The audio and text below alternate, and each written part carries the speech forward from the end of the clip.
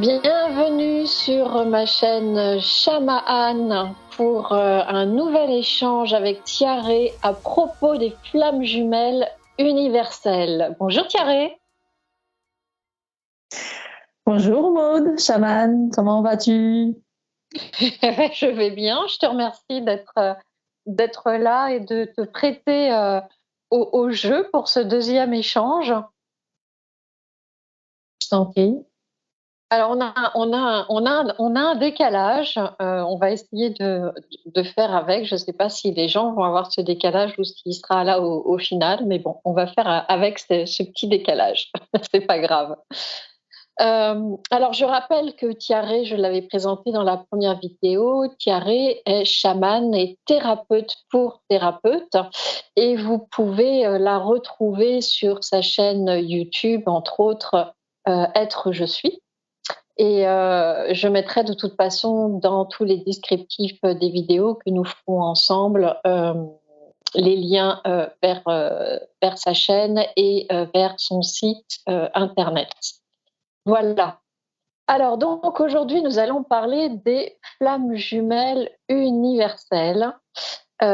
Qu'est-ce que c'est? Quelle différence avec les flammes jumelles, on va dire classiques, même si j'aime pas trop le terme. T'en aurais un autre, toi?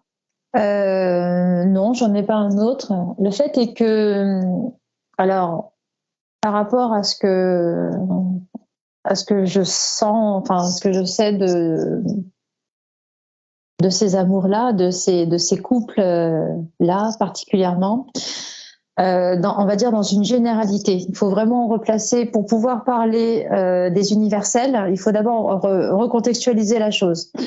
Et donc, pour qu'il puisse y avoir des universels qui sont un tout petit noyau, il faut un grand nombre d'autres flammes jumelles. Pourquoi? Parce qu'en fait, c'est l'élan,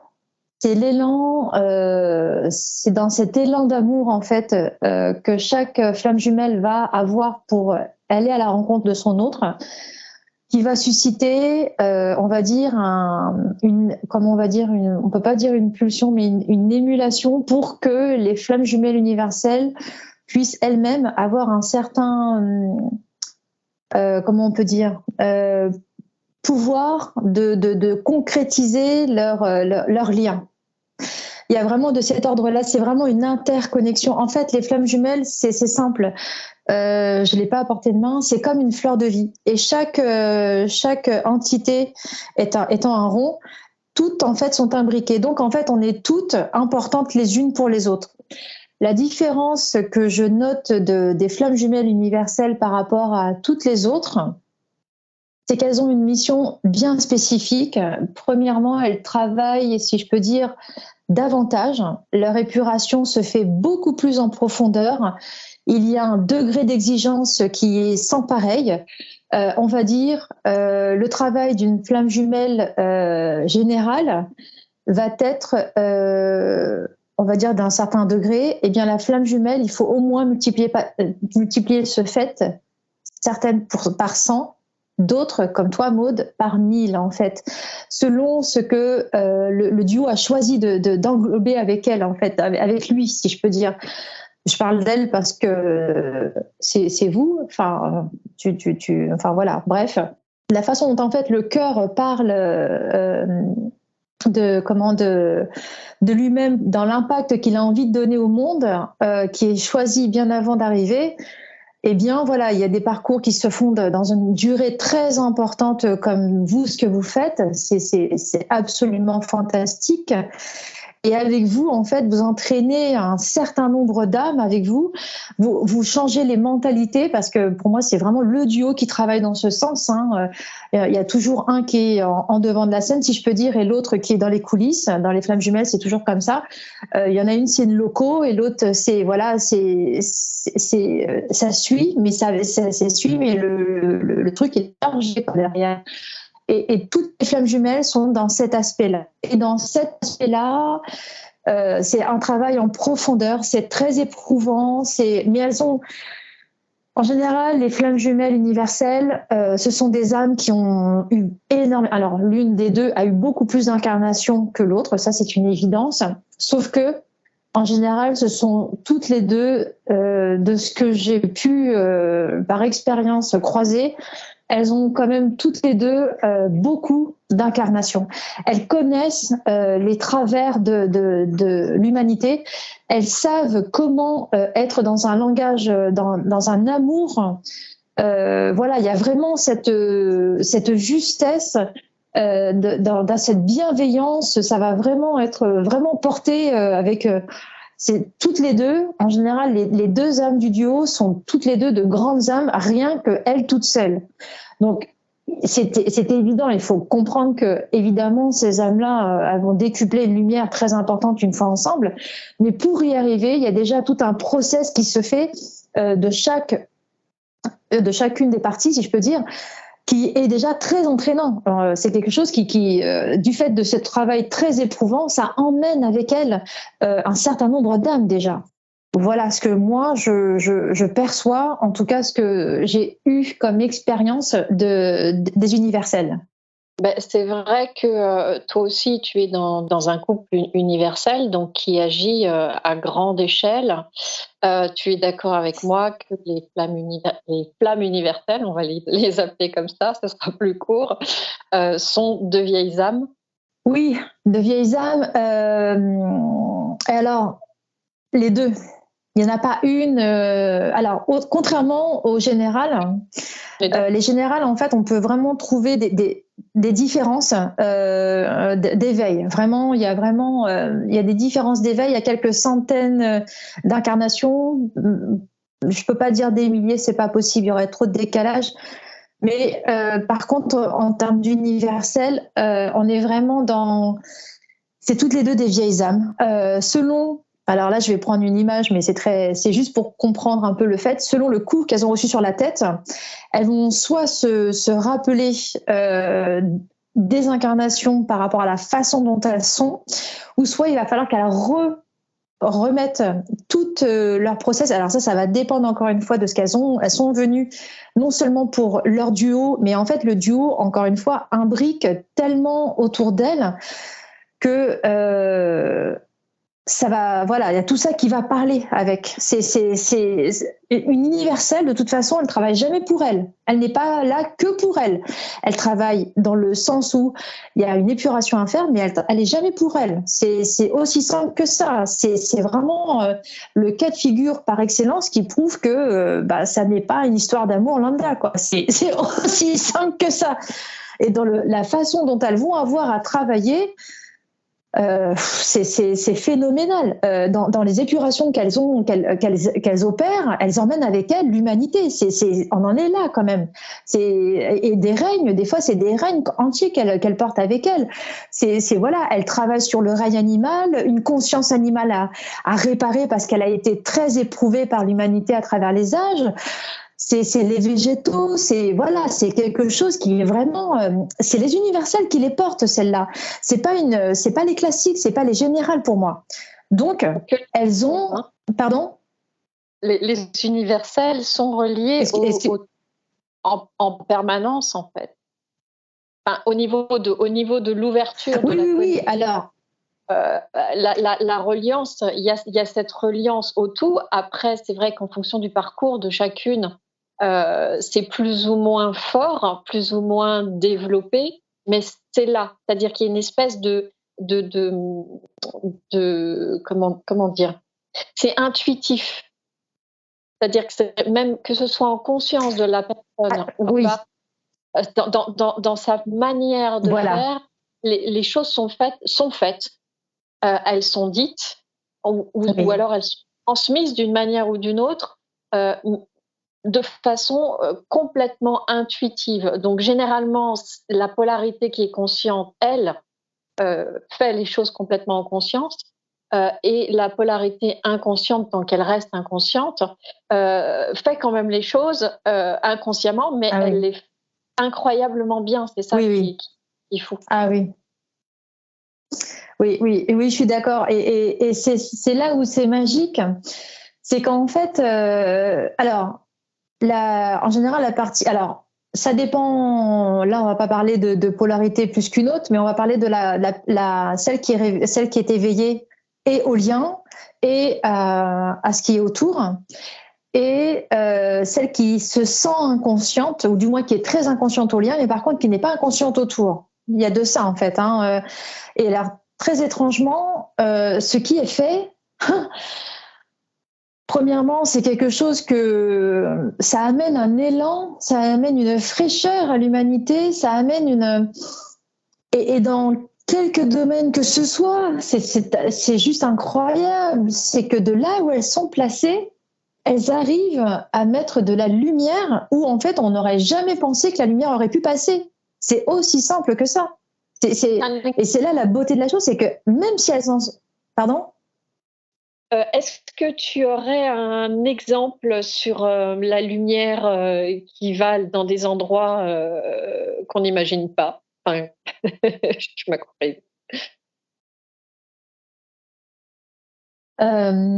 L'exemple que je pourrais donner le plus parlant à tous dans l'actualité que nous vivons, c'est justement une universelle qui évolue dans le monde des affaires.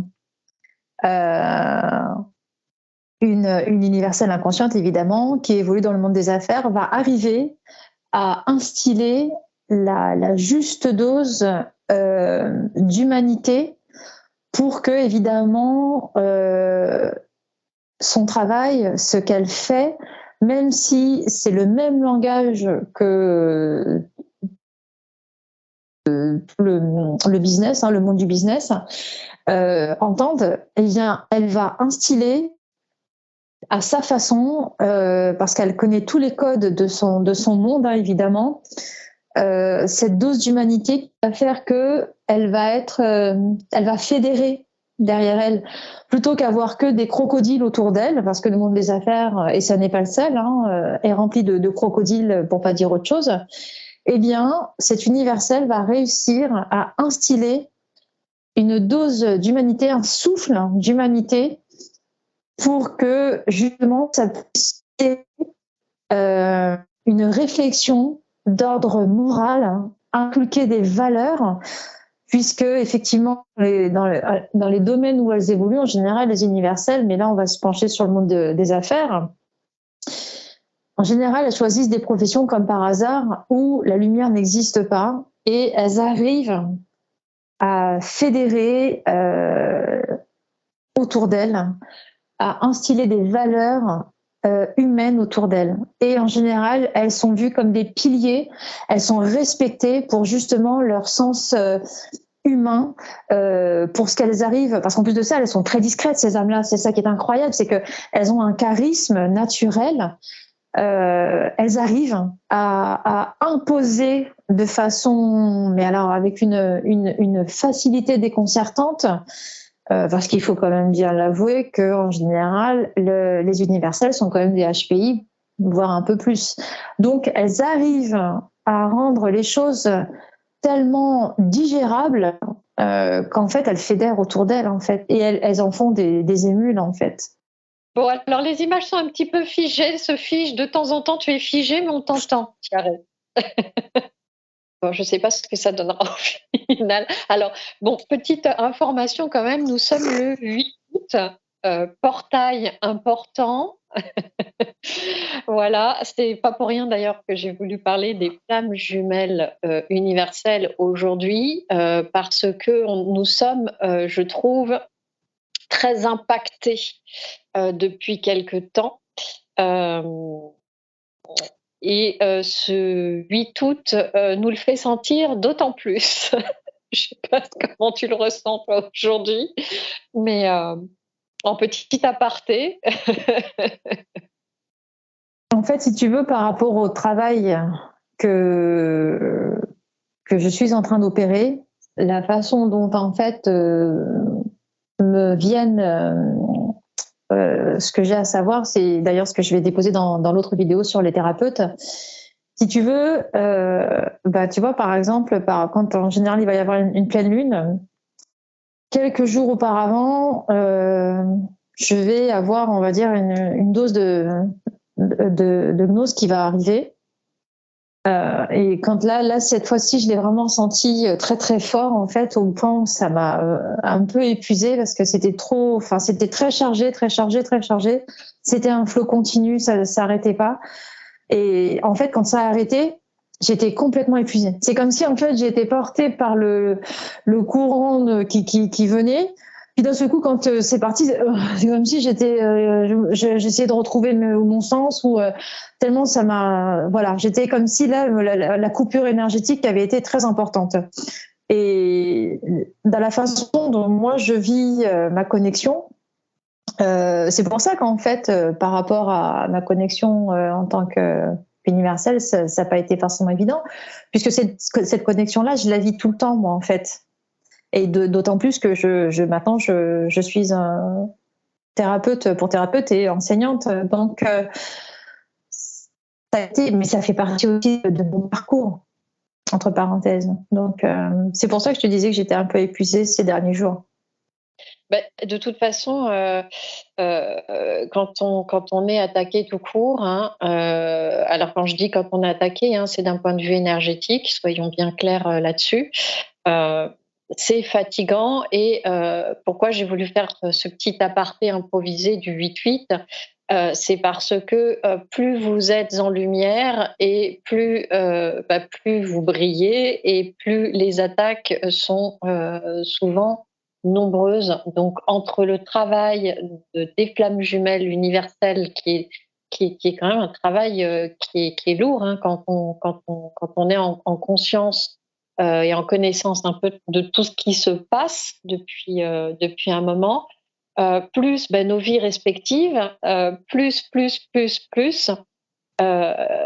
je dirais qu'il faut être bienveillante avec soi-même, s'apporter vraiment beaucoup de bienveillance, être à l'écoute de son corps, parce que entre ce qui se passe dans l'énergétique et le moment où ça frappe dans la matière, dans ce que sont nos corps, eh bien, ça fatigue énormément, énormément. Donc et d'autant plus quand certaines flammes universelles se retrouvent dans des milieux dont tu parlais tout à l'heure, de grande densité au niveau des grosses entreprises, parce que là, pour le coup, c'est en permanence. C'est bouclier que tu vas travailler. Il faut sortir les boucliers de protection, mettre vraiment ça en place pour ne pas se faire happer. Oui, je suis tout à fait d'accord avec toi. Et alors, ce que j'ai pu constater par rapport aux universels, et c'est bien que tu soulèves le sujet, ce que j'ai constaté, c'est que quand il y en avait une des deux parties qui est dans une extrême densité, l'autre en fait est complètement à l'inverse. Et donc en fait évidemment il faut un équilibrage, on est d'accord. Et donc forcément quand il y en a une qui va être dans une densité extrême, il va falloir trouver justement à avoir un certain équilibre. Donc l'une va monter et l'autre va redescendre jusqu'à ce qu'il y ait un ancrage suffisant d'un côté et que là on va dire l'intuitivité qu'on sentait qui était sous-jacente, là il va falloir que ça vienne dans la conscience et à ce moment-là il y a un équilibrage qui se fait. C'est seulement quand il y a ce palier à peu près à niveau égal que là, on peut parler d'une éventuelle réunion.